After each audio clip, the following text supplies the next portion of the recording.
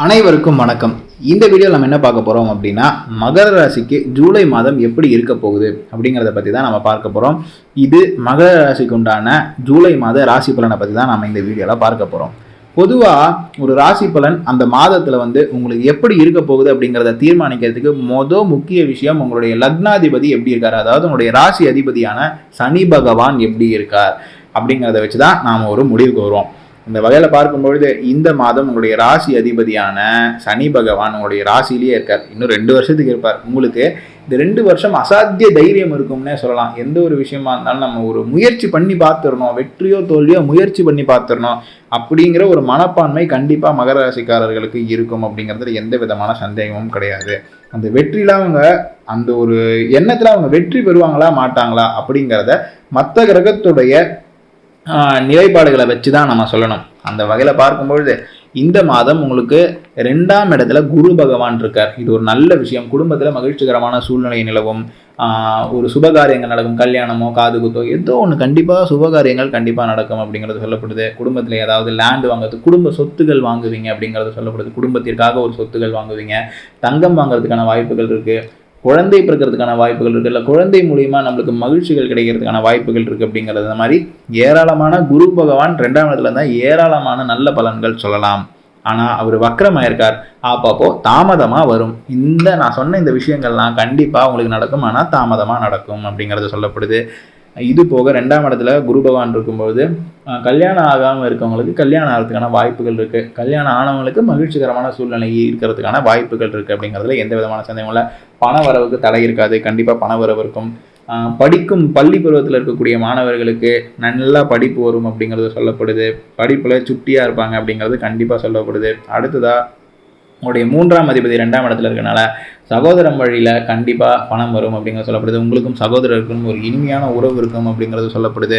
அது அக்காவாக இருக்கலாம், இல்லை அண்ணனாக இருக்கலாம், தம்பியாக இருக்கலாம், தங்கச்சியாக இருக்கலாம், யாராக இருந்தாலும் உங்களுக்கு ஒரு பாசிட்டிவான ஒரு விஷயமா இருக்கும் அப்படிங்கிறது சொல்லப்படுது. அடுத்தது அவங்களுடைய ராசிக்கு 5ஆம் இடத்துல புதன் இருக்கார். இன்னும் ஒரு 10 நாளில் ஒரு 6ஆம் இடத்துக்கும் போவார். அப்படிங்கிறனால நண்பர்களால் புகழும் கிடைக்கும், செலவுகளும் இருக்கும் அப்படிங்கிறது சொல்லப்படுது. நண்பர்களால் ஒரு சில விவகாரங்கள் நீங்கள் சந்திக்கிறதுக்கான வாய்ப்புகள் இருக்குது. ஆனால் பிரச்சனையை மீறி தான் மனுஷன் சக்ஸஸ் ஆகிறான் அப்படிங்கிறத நீங்கள் மறந்துடக்கூடாது. அந்த வகையில் பார்க்கும்பொழுது 5ஆம் இடத்துல ராகு பகவான் இருக்கார். புகழ் உச்சியில் கொண்டு போய் உட்கார வைப்பார். ஆனால் திடீர்னு என்ன நடக்கும்னே தெரியாத அளவுக்கு ஒரு பயத்தையும் கொடுத்துருவார் அப்படிங்கிறது சொல்லப்படுது. பயம் அப்படிங்கிறது ராகுவுடைய ஒரு யதார்த்தமான காரகம் அப்படிங்கிறதுனால 5ஆம் இடம் அப்படிங்கிறது பூர்வ புண்ணிய ஸ்தானம். நம்ம பூர்வ புண்ணியம்னா என்ன விஷயம் இருக்குது, பூர்வ புண்ணியத்தில் என்ன சொத்து இருக்குது, நம்ம அப்பா அம்மா யார், இப்படிங்கிற மாதிரி நிறையா விஷயங்கள், புதிய விஷயங்கள் நீங்கள் தெரிஞ்சுக்கிறதுக்கான வாய்ப்புகள் நிறையாவே வருது இந்த ராகு பகவான் 5ஆம் இடத்துல உட்காந்துருக்கிறதுங்கிறது. இதுபோக குழந்தை பாக்கியம் அப்படிங்கிறது கொஞ்சம் தாமதமாகிறதுக்கான வாய்ப்புகள் இருக்குது. நீங்கள் செயற்கை முறையில் குழந்தை எடுக்கிறதுக்கான முயற்சிகள் எடுத்தீங்க அப்படின்னா அது ஒரு நல்ல விஷயம். ஏன்னா இந்த ராகு அப்படிங்கிற ஒரு கிரகம் நீங்கள் செயற்கையாக ஒரு மருத்துவம் செய்கிறீங்க அப்படின்னா அதுக்கு ராகு தான் காரகம்.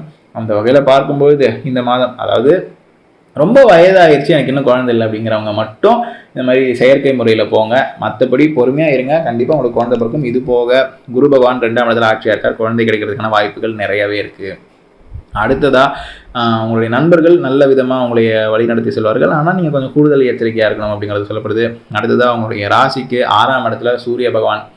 இது உங்களுக்கும் தந்தைக்கும் ஒரு சில கருத்து வேறுபாடுகள் கொண்டு கொடுக்கும் அப்படிங்கிறது பச்சையாக காட்டுது. இது என்ன பண்ணுறது, நம்ம அதை அனுபவிச்சு தான் ஆகணும்.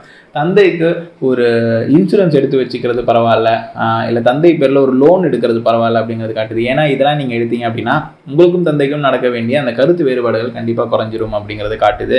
ஏன்னா 6ஆம் இடம் அப்படிங்கிறது ஒரு வகையில் அது உங்களுக்கு லோனை குறிக்கக்கூடிய இடம், இன்சூரன்ஸை குறிக்கக்கூடிய இடம் அப்படிங்கிறதுனால இந்த விஷயங்கள்லாம் நீங்கள் பண்ணிட்டீங்கன்னா உங்களுக்கும் தந்தைக்கும் வர வேண்டிய அந்த கருத்து வேறுபாடுகள் நீக்கப்படும் அப்படிங்கிறது ஜோதிட விதி.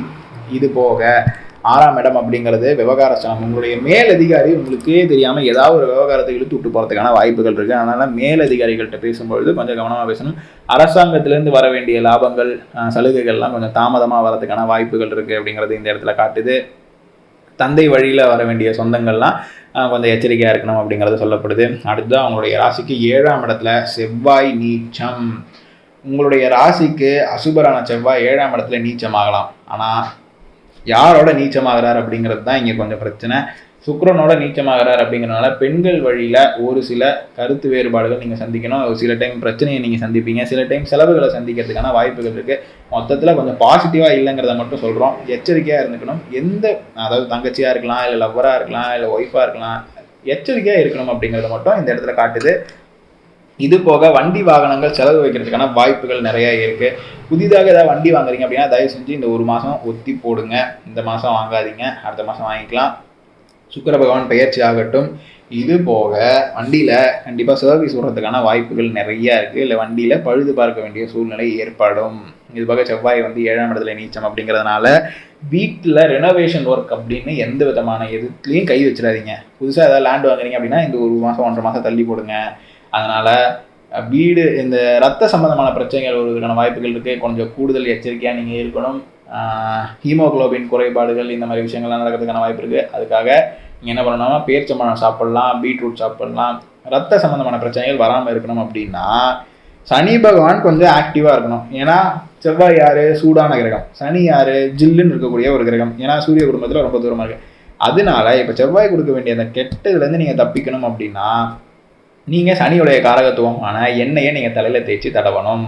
ஒரு வாரத்துக்கு ஒரு தடவை எண்ணெய் குளியல் கண்டிப்பாக நீங்கள் எடுத்தே ஆகணும். அப்படி எடுத்தீங்கன்னா இது ஒரு மிகப்பெரிய நல்ல பரிகாரம், மருத்துவ ரீதியான பரிகாரம்.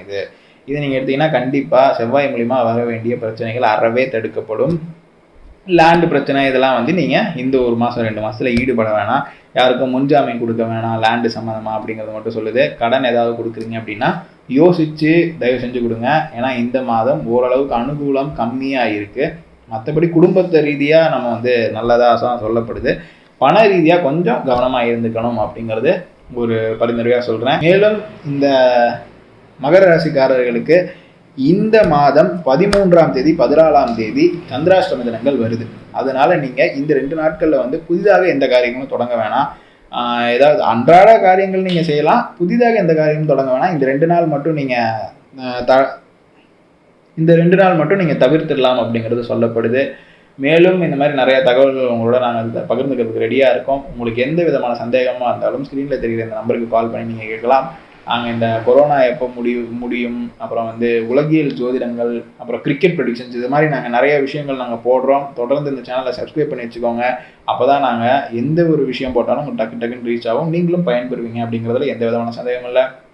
மீண்டும் இன்னொரு வீடியோவில் உங்களை சந்திக்கும் வரை உங்களிடமிருந்து விடைபெறுவது உங்கள் ஜோதிடர் பாஸ்கர் யோகேஷ். நன்றி, வணக்கம்.